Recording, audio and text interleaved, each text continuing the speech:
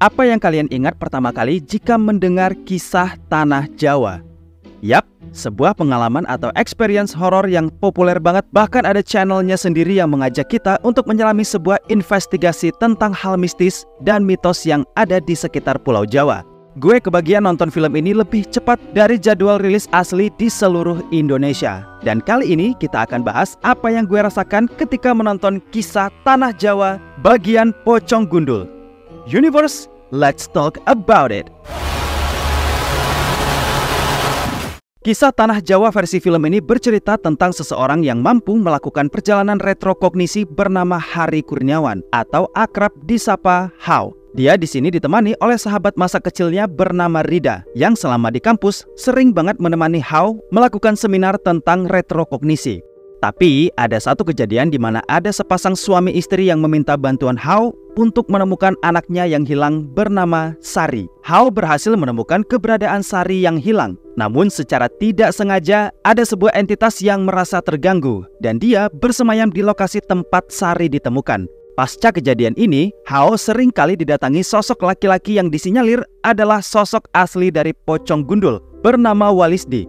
Dalam trailernya, kamu akan diceritakan jika sosok Walisdi ini adalah seorang dukun sakti mandraguna yang haus akan kekuasaan. Dia nggak segan-segan menghabisi lawannya demi memenuhi keinginannya tersebut. Dalam suatu momen, Walisdi mengikat perjanjian dengan jin Banaspati serta mengubah dirinya tetap abadi dalam sosok Pocong Gundul. Nah, di sini Om Hao berniat untuk menuntaskan serta menemukan Walisdi yang sudah puluhan tahun terkubur. Mampukah sosok Pocong Gundul tersebut berhenti menghantui Hari Kurniawan dalam kesehariannya? Dan apakah sosok Walisdi yang dikisahkan akhirnya bisa ditemukan jasadnya? Silahkan kalian simak langsung kisah Tanah Jawa bagian Pocong Gundul yang diadaptasi dari buku berjudul sama dan juga berdasarkan dengan kisah perjalanan retrokognisi dari Om Hao.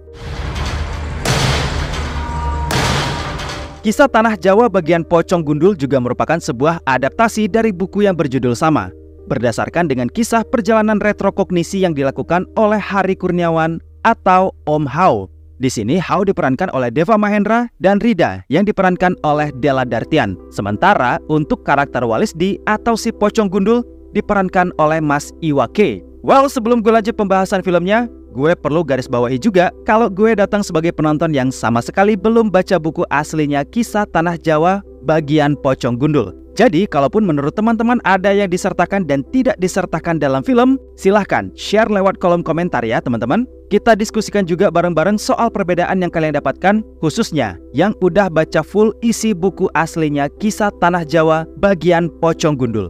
Awi Suryadi kembali menyutradarai proyek horor untuk semesta baru dari kisah Tanah Jawa. Hal ini sebenarnya udah pernah dia bocorkan dalam sebuah obrolan bersama salah seorang konten kreator. Untuk kisah Tanah Jawanya sendiri, sebelumnya pernah dibuatkan series berjumlah 8 episode yang dibintangi juga oleh Deva Mahendra, Wafda Saifan Lubis, Joshua Suherman, Laura Tux, dan Laura Basuki. Di bawah rumah produksi Rapi Film, series ini disutradarai oleh Fauzan Rizal dan membawa judul Merapi. Tapi di sini Deva kembali terlibat dan malah berperan sebagai Om Hao, sang kreator dari kisah Tanah Jawanya sendiri. Hasilnya film ini justru tampil lebih baik dari garapan Mas Awi Suryadi sebelumnya. Silahkan ditebak sendiri film mana yang gue maksud, oke?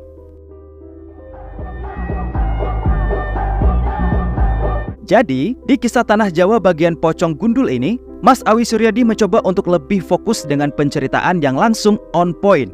Takut nggak ngerti?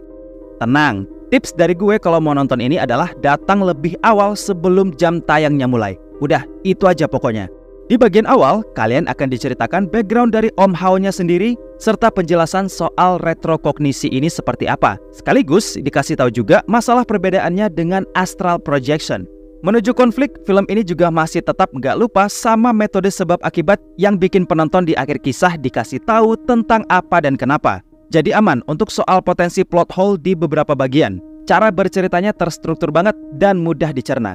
Tapi kebanyakan kita pasti paham juga kalau kadang gak semua penonton bakalan suka dengan cara penyampaian kisahnya yang tergolong sederhana.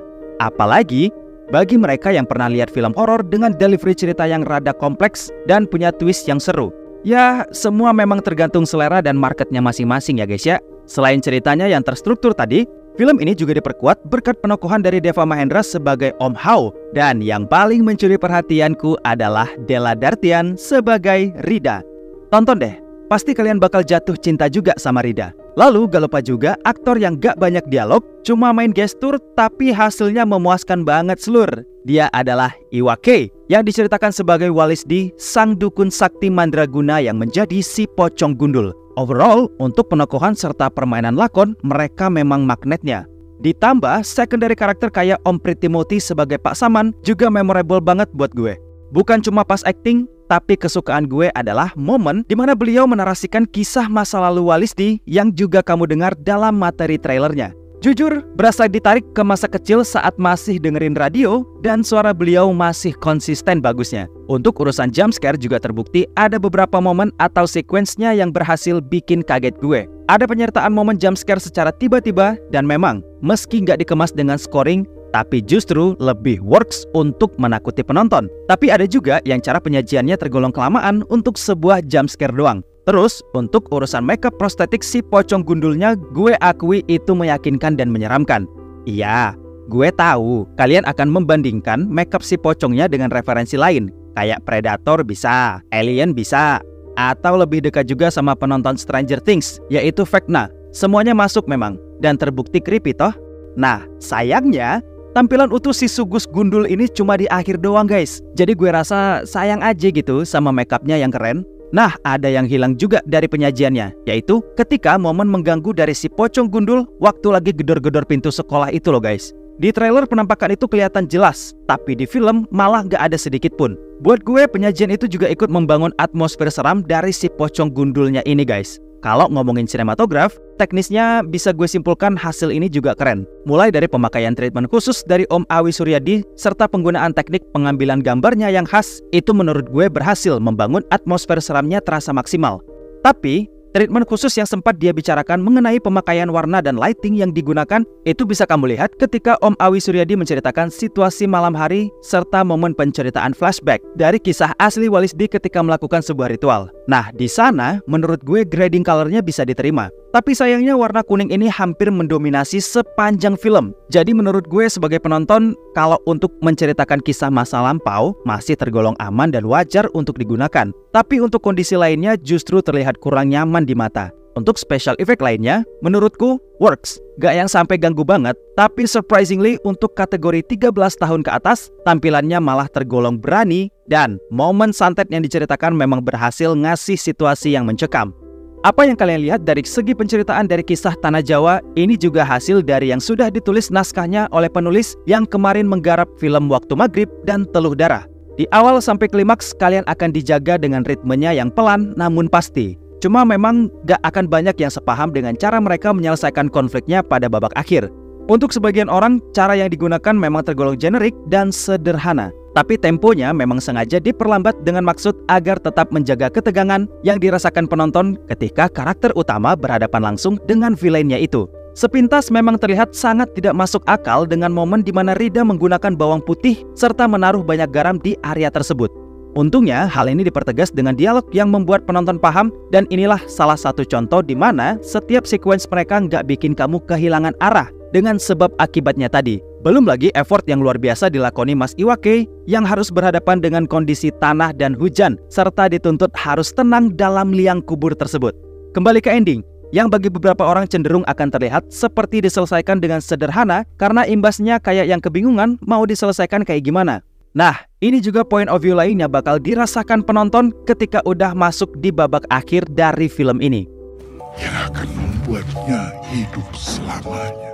Overall, kisah Tanah Jawa bagian Pocong Gundul ini menyajikan kisah horor yang didasari dengan pengalaman spiritual dari perjalanan retrokognisi yang dilakukan oleh Om Hao. Sajian horor yang menakutkan, pocong yang beneran seram dengan cara mengganggunya yang bikin penonton malas ketemu nih pocong, lalu juga cara Om Awi Suryadi mendelivery ceritanya ke penonton juga enak banget. Apalagi memang fokus ceritanya beneran dijaga sampai menuju klimaks. Meski ending yang mereka sajikan tergolong usang. Masih lebih baik dari KKN Desa Penari, jadi silakan dapatkan pengalaman spiritualmu bersama Pocong Gundul dalam film Kisah Tanah Jawa. Untuk yang udah nonton, jangan lupa share juga momen serta pendapat kamu terhadap film ini di kolom komentar ya, Universe. Akhir kata, terima kasih untuk yang sudah menonton pembahasan kita kali ini. Terima kasih untuk like, komen, subscribe, dan share video ini sebagai bentuk dukungan dan support kalian terhadap channel ini. Serta terima kasih dan selamat datang bagi yang udah bergabung di membership community. My name is Putra and Bang Eka has to sign out, and until next time.